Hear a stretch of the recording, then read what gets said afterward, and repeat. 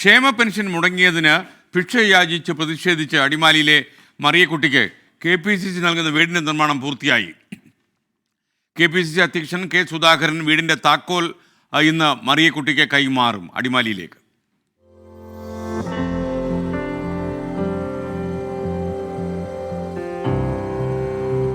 ക്ഷേമ പെൻഷൻ വിഷയത്തിൽ സർക്കാരിനെ പ്രതിരോധത്തിലാക്കിയ പ്രതിഷേധങ്ങളിലൊന്നായിരുന്നു മറിയക്കുട്ടിയുടേത്. ആഴ്ചകളോളം മാധ്യമങ്ങളിൽ മറിയക്കുട്ടി നിറഞ്ഞു നിന്നു. സമരത്തിന് പിന്തുണയുമായി പ്രതിപക്ഷ പാർട്ടികളും ചേർന്നു. പിന്നാലെയായിരുന്നു KPCC അധ്യക്ഷൻ കെ സുധാകരന്റെ പ്രഖ്യാപനം.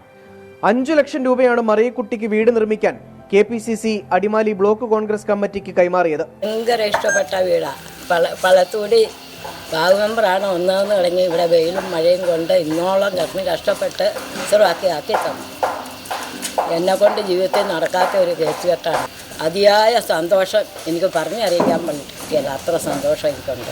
മറിയക്കുട്ടിയുടെ മകൾ പ്രിൻസിയുടെ പേരിൽ അടിമാലി 200 ഏക്കറിലുള്ള സ്ഥലത്താണ് വീട് നിർമ്മിച്ചത്. ആധുനിക സൗകര്യങ്ങളോടെയാണ് വീടിന്റെ നിർമ്മാണം. 24 ഇടുക്കി. ലോകത്തെവിടെയായാലും ഏത് സമയത്തും 24 വാർത്തകളും ഓഗ്മെന്റഡ് റിയാലിറ്റി പാക്കേജുകളും എക്സ്പ്ലെയിനറുകളും വിശദമായി കാണാൻ ഞങ്ങളുടെ YouTube ചാനൽ നിങ്ങൾക്ക് സബ്സ്ക്രൈബ് ചെയ്യാം.